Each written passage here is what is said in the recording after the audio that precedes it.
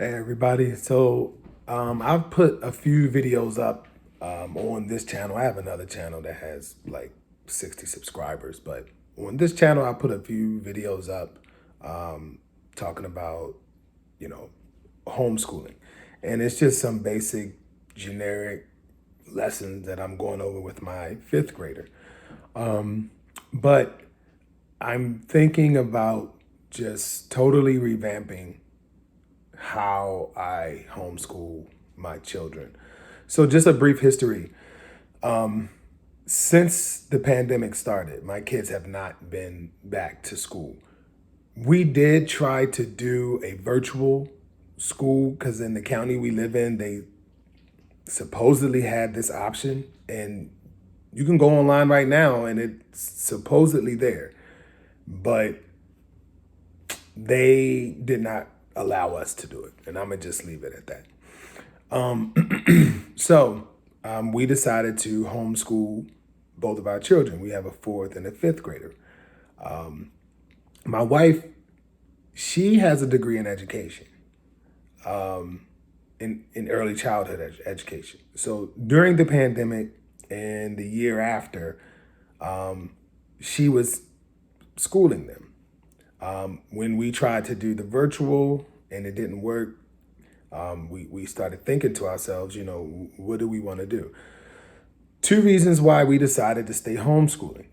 One of the biggest reasons was history is not taught correctly in American schools.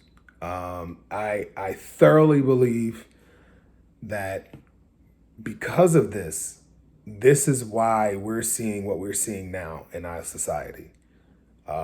We're seeing individuals basically, a buddy of mine made a good point. He said they're running around like chickens with no heads. I mean, I can argue that honestly, at some level, society has been pretty awful since the inception of this country. For the poor, it's been hard for them since America began. For those who are minorities, early on it was extremely rough. I mean, you could be killed and your killer would not go to prison for it. Things have changed. So you can argue that things got better, things got worse, and depending on your perspective, some things have kind of stayed the same.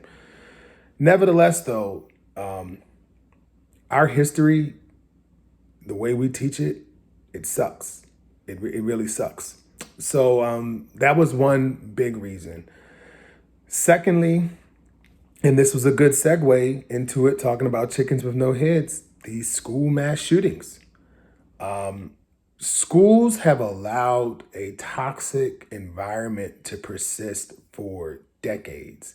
And you can just go back to like any like 80s movie and look at like the high school or the school movies and or TV shows, and you can see how the bullies in those shows were pretty much unchecked. Now I know you might be saying like, oh, that's just Hollywood. Art imitates life, or life imitates art. I don't know which way you want to put it, but I guarantee you the writers of those shows didn't just create that idea out of their head. This was something that they most likely experienced coming up. And it's a true thing, mostly males who were bullies and still are, they go unchecked. And the school system had a toxic environment for a very, very, very, very long time. And now we are seeing the chickens coming home to roost, as Malcolm X said at one point in time. So these were two reasons why we kept our kids home. The biggest reason is we couldn't afford a private school education.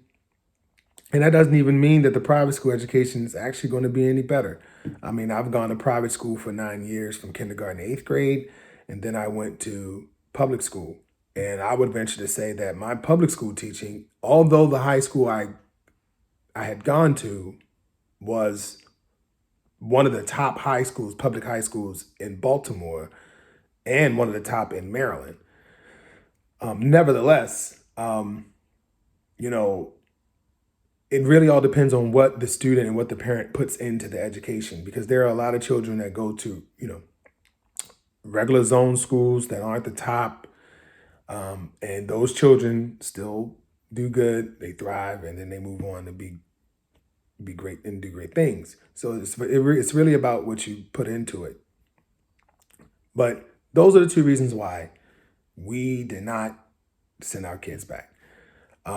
So I've been doing. My wife, she wasn't working for those 2 years, and she for the last year and some change, I think, she's had a job. Um, and now I'm the one. I work remotely, and I'm the one that's in charge of teaching them. One big reason is my wife was like, listen, you're better at math than I am, and their math is starting to get pretty difficult. And everything else, the language arts, the science, the social studies, and what have you. I mean, not saying anyone can teach it, but the math is definitely the hardest. And, I remember a lot of my elementary and middle school math. And I said, okay, so I took over. It's hard. I'm trying to come up with a new way to do this. I don't like the fact that every day I'm teaching them 4 or 5 different subjects. It just I don't know, doesn't make much sense to me. I ran an idea past my wife a while back. I said, do you think children would benefit from like how colleges do their lessons? Specifically, if you're taking college classes, you may have one day a week where you take maybe a prob and stat class, or 2 days a week you're doing accounting. You don't go to that class 5 days a week. You do like an hour or 2 hours or hour and a half one day, and maybe an hour and a half another day. Now, in between those days, you are doing some work based off of those lessons. And she said, nah, I don't think, for kids, young kids, that's a good idea. I believe she's right, but I think when kids get closer to like the 5th grade, I think that idea should be looked into for homeschoolers. Um, of course, pre-K, kindergarten, first, second grade, maybe even third. Yes, every day teaching them something, not just doing math on Monday and then coming back doing math next Monday. Although I think it might work, because if I teach my kids addition on Monday, like we have a lesson, and then the rest of the week, they're independent. You're giving them work to do, and you're just helping them along with their work. But, for kids preschool to maybe 3rd grade, giving them every day, several lessons a day is probably best. But I believe, 4th, 5th graders for sure on up would probably benefit more from a university style teaching if they're being homeschooled. Um, don't know how that would work in an academic setting, like in an actual brick and mortar school. But I know there's some online schools right now that do that. They teach, let's say, social studies. They do like one day a week where they meet live online with the teacher for like 2 hours, and they don't meet again for another week. Now, it's not saying that they don't ever see the teacher again for a week. I'm pretty sure he has like some office hours, and you can set up meetings and things like that. But from what I understand, he or she is giving out classwork, and the student is, pacing themselves and doing that classwork until they meet again. So I'm thinking about doing something like that. I'm thinking about doing a lesson plan. Let's say, for example, Mondays would be math. I just sit down and we go over some math problems. We do a lot of math together. We do some classwork together. And we're just doing math. We're not doing anything else other than math. Maybe I just allow them to, read their books. But I'm not doing any science, like no science lesson, no history lesson, no language arts, just math. And then for the rest of the week, have like some independent, you have to do this paper, this classwork assignments for the rest of the week. That's what I feel is probably best, because their math is starting to get harder. Pre-algebra is already showing up, and the geometry is turning from, just recognize these shapes to measurement of angles, the measurement of the opposite sides. It's already getting into that realm. So I feel like having a lesson that's geared just for one particular subject on one day a week and just giving them classwork for the remainder of the week, not disappearing from them, but just allowing some independent study. And the reason why I say this is because as children get older, especially if they're going into middle school, independent study is probably going to be best for them in a homeschool setting. I don't know what everyone else is doing out there, but if you have a job, if you're working remotely, or you may have to leave and come back, it's very difficult to, basically, number one, teach all day long. And number two, bounce through subjects all day. So that's what I'm trying to revamp. I was thinking maybe, taking a Monday and just doing several hours of lessons. We go over math, we go over history, we go over science, we go over language arts, right? And then I have for the rest of the week, I lay out for them for the rest of the week, like, all right, I've already printed out some papers for you to do. There's some assignments on the computer that you need to do based off of our lesson plan.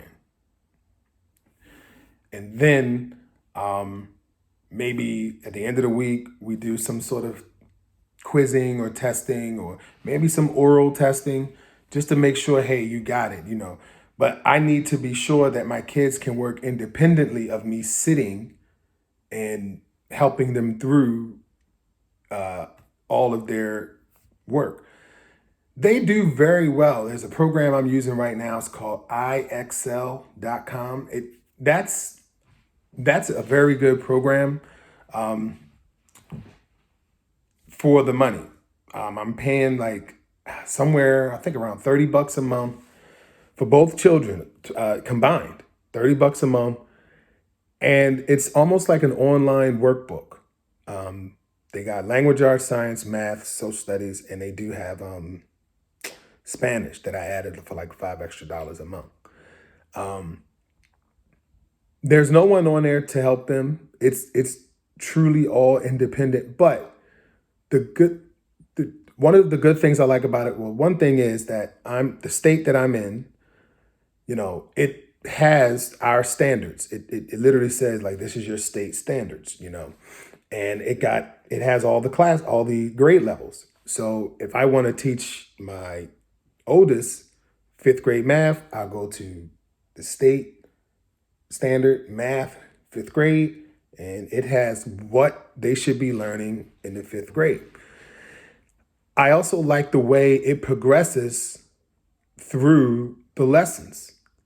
And I also like the way that it does make it very simple. So like, for example, yesterday, and I'd already taught her my fifth grader, about exponents. I kind of touched on it some time ago. I told her, I said, hey, you're going to be going into this soon. I just want to show it to you now so it's not gobbledygook when you see it. I'm trying to expose you to it now. I've been exposing her to variables, algebraic equations for the last year before she actually even started getting, she still hasn't really gotten into it. Well, she did. She actually did something the other day that was functions, like the function f of x, f of y, but they didn't use that terminology. They just was showing her the graph and they said if x equals this, then y equals that. Can you plot it? So that's that they were functions. They taught her, they was introducing exponents to her, which, like I said, I already did. But I love the way they introduced it. They was like, all right, we're going to use base 10 and you have an exponent, the little number at the top. That's what that is. And basically when you have the base 10, when you have the number, the big number, which is the base, if that's 10, whatever number your exponent is, that's the number of zeros that you're going to put after the 10, basically. And that was really good. It kind of showed her the shortcut right away. Now, I do show them the long version just so they can be appreciative of the shortcut. But she went right into it. And then the very next, and she breezed right through it. And then the next lesson, after it kind of did that, it did that in a lot of different ways. It showed her how to do it one way, and then it kind of showed her how to do it another way. But then the next lesson was, okay, now you got a base 10, but you're multiplying it by another number. So it was like 2.54 times 10 to the fifth power, or 4 times 10 to the fifth power. What do you do now? And it showed her, okay, you're going to do the same thing you did before, but now this time you're going to add your zeros, but this time you're going to multiply the 1 and the 10 times the other number, and that's what's going to be out in front. Then you add your zeros. So I really liked how they did that. So IXL.com is pretty good. But I'm thinking that I want to start implementing, like on a Monday, we do lessons. We go over stuff together. We do a few exercises together, and then we move on. And then Tuesday, Wednesday, Thursday, Friday, they are independent. They know when to log. They know they got to log in. They know they got, maybe it's a couple of handouts I gave them. Because working on a computer, handwriting starts to suck after a while. I mean, my son, the pandemic, when it started, so he's in the fourth grade now. I think he was going into the second grade, if I'm not mistaken, when the pandemic started. So his handwriting it's gotten a lot better, but we had to work on it, like, because he was doing a lot of computer work. It took a while for his handwriting to develop. I mean, my daughter, girls are just different. She just likes learning just because. My son, he'll run from it. But, so I have a handwriting. I had to get a handwriting book for him just to sit out and be like, all right, once we're done all this work, you got to do this one page in handwriting, because he was doing a lot of work on the computer. But I'm noticing I want to make them more independent. And the way IXL.com does things, before they start a lesson, at the top, it says learn with example. And a lot of times it says watch a video. This is in the math part. And I tell them, I say, listen, you have to be able to learn some things on your own. You're going to start getting to that age definitely in middle school. It was fifth grade for me, but definitely in middle school that you need to be way more independent. Not saying you can't ask for help, but someone sitting over you while you do your work, that needs to start to change. And that's what I'm trying to implement in them now, being a little bit more independent with their work and being responsible for getting it done. So if you see this video, don't know if you will, because I've tried to deal with this YouTube algorithm and, I'm about to just take a Taoist type of attitude and not care anymore about trying to push videos. But hopefully someone sees this and they watch this in its entirety and you're homeschooling. I mean, what are your thoughts? What are you doing out there? Most of the people I see homeschooling, they got a lot of time on their hands. So I'm not sure if they are also are working from home as well. I'm also a caregiver for my mother-in-law who's here during the day. So she doesn't need a lot of work, but our plates are full, and I got 2 dogs. They just need to be fed and let out. But nevertheless, the plate can be, it can be full. So let me know what you guys are doing. I'm thinking about, like I said, just maybe doing a Monday lessons, print out their stuff or write down what they got to do on the computer. And if I give them some paperwork for the rest of the week, and I'll probably start implementing I think I want to start doing some things that are more interactive, like science projects, but real fun. Like, hey, let's go over what the schools want you to do. Let's take care of this. All right, now let's build this circuit. Let's learn how to do this. Let's try to build a model of an atom, with our hands. I want to buy like a 3D printer. I just want to get them more hands-on. Like, okay, yeah, read that book. Let's learn what the school is telling you, the state is telling you should know. But let's go do some hands-on stuff. Let's go, my dryer in the basement gave up the ghost on me not too long ago. I need to fix it. I think it's the heating element. I've already fixed my washing machine.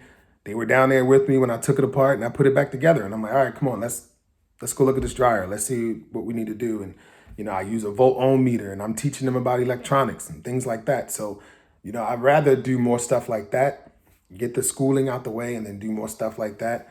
And honestly, give them some more free time back to them to create and do other things. So this is something that I'm going to try to implement within the next couple of weeks. I am not that great at I'm good at being original in thought, but taking my thoughts and applying them is very hard for me. So especially when you have limited resources. So if you see this video, please let me know what it is that you're doing. And let me know what you think about, what I just said. I hope you guys are having a good day. And if you are homeschooling, stick with it.